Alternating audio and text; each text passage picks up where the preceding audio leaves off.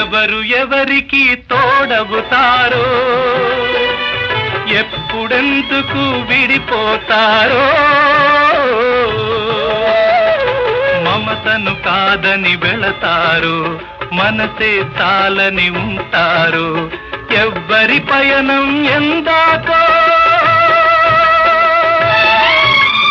అడగదు ఎవ్వరిని, బదులే దొరకదని. అడగదు ఎవ్వరిని, బదులే దొరకదని. కడుపు తీపికి రుజువేముంది, అంతకు మించిన నిజమేముంది.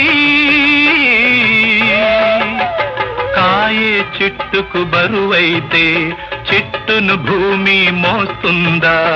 ఇప్పుడు తప్పును తెలుసుకొని